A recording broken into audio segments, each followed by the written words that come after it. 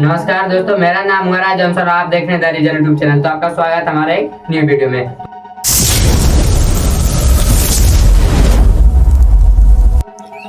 18 century से 20 century तक कई महान वैज्ञानिक और डॉक्टरें हुए हैं जिनके रिसर्च से विज्ञान से काफ़ी तरक्की की है। उन्होंने इस तरह से एक्सपेरिमेंट किया कि उनके बारे में आप कल्पना भी नहीं कर सकते हैं। फिर वे चाहे मृतक शरीर को जीवित करने की बात हो या फिर लोगों को महीना तक भूखा रखना हो। उस समय एनेस्थीसिया भी नहीं था और डॉक्टरों बिना बेहोश किए ही मरीजों का ऑपरेशन किया करते थे।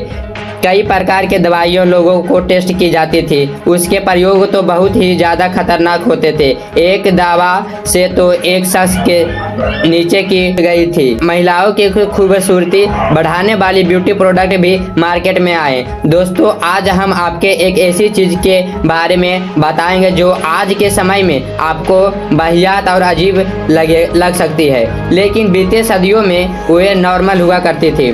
साल 1944 में मार्शल आइंस्टाइन ने दुनिया को बेहतर बनाने का सपना देखा था। उन्होंने युद्ध के पार्टिसिपेट करने से मना कर दिए थे, लेकिन फिर वो अपने देश के लिए कुछ करना चाहते थे। मार्शल ने एक बसौर छपाया और शहर में बंटवा दिया, जिस पर कुछ भूखे बच्चों की तस्वीर बनी हुई थी। बच्चे भूख से तड़प रहे थे और उनके पास खाली प्लेट थी। ब्रेसर पर लिखा था, उन लोगों को भोजन मिल सके, क्या उसके लिए आप भूखे रहेंगे। मेडिकल एक्सपेरिमेंट एक इन्विटेशन था। उस समय यूरोप और सोवियत यूनियन में बड़ी संख्या में लोग भूखमरी का शिकार हो रहे थे। इस एक्सपेरिमेंट के लिए मार्शल ने कुछ स्वस्थ लोगों की जरूरत थी। करीब 200 वॉलंटियर्स में से 36 लोगों का सिलेक्शन हुआ और 3 महीना तक मार्शल ने उनके ऊपर एक्सपेरिमेंट किया। उन्हें दिन में 2 बार खाना दिया जाता था, जिसमें से गोभी, शलगम और आधा गिलास दूध होता था। अगले दिन केवल ब्रेड और 20 लोगों को खाना में दिए जाते थे। मार्शल का कहना था कि जो लोग भूखमरी का शिकार हो रहे हैं उन्हें मीट का नसीब नहीं होगा। 1800 से भी कम कैलोरीज इन लोगों को दी जाती थी और इसके बाद हर हफ्ते 22 मील उन्हें दौड़ने के लिए कहा जाता था, जिससे कैलोरी बर्न हो सके। कई पार्टिसिपेंट ने बीच में ही इस एक्सपेरिमेंट से अपना पैर वापस खींच लिए। तो कुछ समय बाद लोगों की बॉडी वेट में 25% तक की कमी देखी गई। कुछ लोगों को एनीमिया हो गया, कुछ लोगों को और समस्या हो गया। लोगों को पैर कांटे की तरह सूखने लगे। ये रिसर्च में पाया गया कि लोगों को दोबारा स्वस्थ होने में कई महीने और कई सालों का वक्त लग सकता है। इस एक्सपेरिमेंट के बारे में मैन और थंगर अब बुक में लिखा गया है कि कैसे भूखमरी से तड़प रहे लोगों की मदद की जा सकती है। उन लोगों को शोर से दूर रहना चाहिए, थोड़ी प्राइवेसी की भी जरूरत होती है। 1840 के दशक के आसपास डॉक्टरों को सर्जरी के बारे में अच्छी जानकारी हो गई थी, लेकिन एनेस्थीसिया न होने के कारण लोगों को बेहोश नहीं किया जाता था।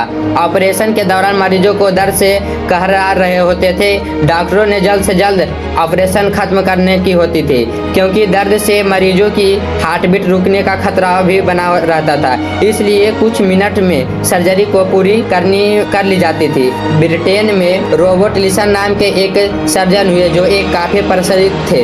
कुछ मिनट में वह अपने किसी भी पैरों का पूरा ऑपरेशन कर दिया करते थे। उनके 10 ऑपरेशन में से औसतन केवल एक शख्स की ही मौत होती थी। ये आंकड़ा आज के समय के हिसाब से आपको ज़्यादा लग सकता है, लेकिन उस समय कम से कम एक शख्स की मौत हो जाती थी। रॉबर्ट लिसन एक बार एक पेशेंट की पैर की सर्जरी कर रहे थे। पैरों को काटते समय उनके एक सहायक की उंगली कट जाती है, लेकिन रोबोट को ऑपरेशन जल्द से जल्द खत्म करना होता है और उन्हें सर्जरी और बाद में सीनियर सर्जन भी मर जाते हैं। ऐसा इसलिए क्योंकि तीनों के शरीर में एक ही इन्फेक्शन फैल जाता है। यह इतिहास के उन चुनिंदा केसों में से एक है जहां पर एक सर्जरी में डेथ रेट 100% रहा है। मृत लोगों को दोबारा जिंदा करने के लेकर भी इतिहास में भी कई एक्सपेरिमेंट किए गए थे। साल 1818 में इंटरव्यू में ऐसा ही एक्सपेरिमेंट किया गया था कि मेडिकल फील्ड में योगदान के लिए यूरी ने आज भी याद किया जाता है। साल 1751 में स्कॉटलैंड ने एक रूल पास किया था कि मौत की सजा पाने के लिए डेड बॉडी को मेडिकल पर्पस एक्सपेरिमेंट के लिए इस्तेमाल किया जा सकता है। यूरिन ने 14 नवंबर 1818 को एक एक्सपेरिमेंट किया। उनका दावा था कि वो एक मरे हुए शख्स के इलेक्ट्रिक करंट से जिंदा कर देंगे। असल में एक मेढक के मृत शरीर को यदि करंट को डाल दिया जाए तो उसकी जो मांसपेशियां है वो मूवमेंट होती है।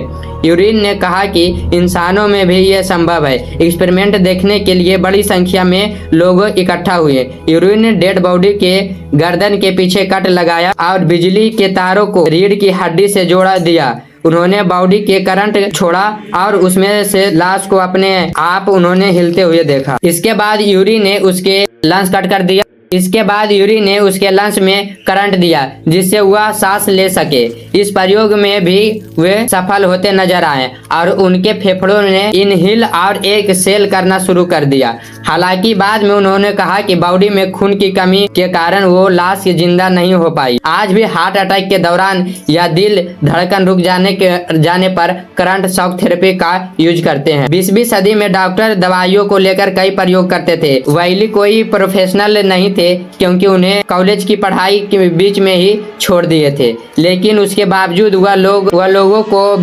ये विश्वास दिलाने में सफल हो गए हैं कि उनकी दवाई काफी असरदार है। तेज दर्द हो या सेक्सुअल पावर बढ़ानी हो या कोई भी अन्य शारीरिक समस्या हो, उनके दवाई में कई चीजों का असरदार बताई गई। लोगों को रेडियोथेरेपी का प्रयोग करना शुरू किए और उसके पॉजिटिव इफेक्ट सामने आए। टीम का कहना था कि बहुत कम मात्रा में यह दवाई लेने से फायदा होता है, लेकिन इसके साइड इफेक्ट के बारे में उन्होंने कभी नहीं बताया। एक शख्स ट्रेन में सफर करते समय अपनी सीट से नीचे गिर जाता है और उसकी बाहों में चोट लग जाती है। दर्द कम करने के लिए डॉक्टर ने उसे एक चम्मच रेडियोथेरेपी लेने का सुझाव देते हैं, लेकिन उस शख्स को इतना पसंद आया है कि वो रोजाना एक बोतल रेडियोथेरेपी का सेवन करना शुरू कर देता है। कुछ दिनों में वो अपनी खुराक 2 बोतल रोजाना कर देता है।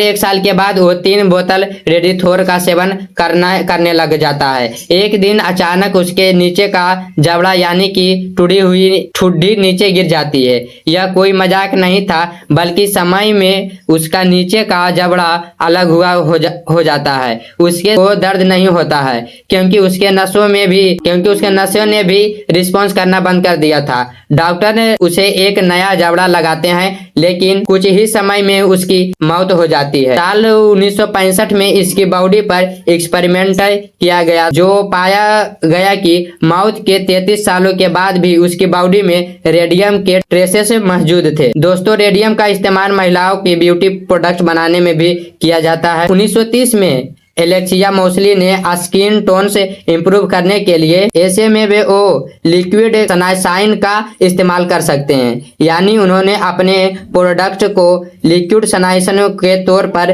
बेचना शुरू किया। लिपस्टिक और कई क्रीम भी इस कंपनी ने बनाई जिन्हें महिलाओं ने पसंद किया। हालांकि इतने साइड इफेक्ट के बारे में थोरेडियम नामक एक प्रोडक्ट बनाया जिसमें रेडियम का इस्तेमाल किया गया था। उन्होंने कहा कि धूप नहीं मिल पा रही है, इसी वजह से उनके स्किन का टोन खराब होता जा रहा है। उस समय महिलाओं को मालूम नहीं था। आज भी के कुछ हिस्सों में रेडियम का इस्तेमाल ब्यूटी प्रोडक्ट में किया जाता है। 18वीं शताब्दी में 20वीं शताब्दी तक और कई ऐसे घटनाएं हुए हैं जिन्हें जानकर आप काफी हैरान हो जाएंगे। ब्यूटी कंटेस्टेंट उस समय भी आयोजित किया जाता था, लेकिन उस समय की प्रतियोगिता आज से काफी अलग हुआ करती थी। महिलाओं को अपने शरीर पूरा ढकना होता था और केवल उनकी आंखों खुली रहती थी और उनकी आंखों की सुंदरता के आधार पर विजेता का चयन होता था। कुछ प्रतियोगिता में महिलाओं की टांगे पर कोई कपड़ा नहीं होता था और उन्हें एक पंक्ति में खड़ा कर दिया जाता था। जज सभी महिलाओं को टांगों को निरीक्षण करते हैं और उसके बाद अपने फैसला सुनाते हैं। सुंदरता और अच्छा दिखना जितना आज जरूरी है, उससे कहीं अधिक जरूरी पहले हुआ करता था। सन 1867 से लेकर 1947 तक अमेरिका के कई हिस्सों में यह कानून बना दिया कि बीमार लोग या फिर हैंडीकैप लोग सार्वजनिक तौर पर नजर नहीं आ सकते हैं। ये यानी अगर कोई भी विकलांग है तो वो घर से बाहर नहीं निकल सकते हैं, और यदि कोई अगर वो किसी को भी नजर आ गए तो ऊपर से $1 का फाइन लगा दिया जाता था, जो उस समय के हिसाब से काफी बड़ी रकम हुआ करती थी। जबकि पब्लिक प्लेस में नजर आने पर उन्हें जेल भी, बीमार होना भी या विकलांग होना कोई बहुत बड़ा दोष है। सबसे अधिक गोल्ड फिश खाने की प्रतियोगिता का आयोजित किया जाता था। पोस्टमार्टम फोटोग्राफी और हेड बॉडी का फोटोशूट भी होता था, लोग कराया करते थे, और मृत शख्स की फोटो को परिवार के लोग घर में लगाते थे या लॉकेट में लिया करते थे। अगर वीडियो से नया कुछ जानने को सीखने को मिला है या फिर इंटरेस्टिंग लगा हो तो प्लीज इस वीडियो को एक लाइक से करके अपने फ्रेंड्स और फैमिली में से जरूर शेयर करें। और यदि आप इस चैनल पर नए हैं तो प्लीज इस चैनल को सब्सक्राइब करके बेल आइकन को ऑन कर लीजिए, ताकि हमारे आने वाले वीडियो आप तक पहुंच जाए। मिलते हैं फिर किसी वीडियो में एक नए टॉपिक के साथ। जब तक के लिए नमस्कार, धन्यवाद, thank you for watching my video.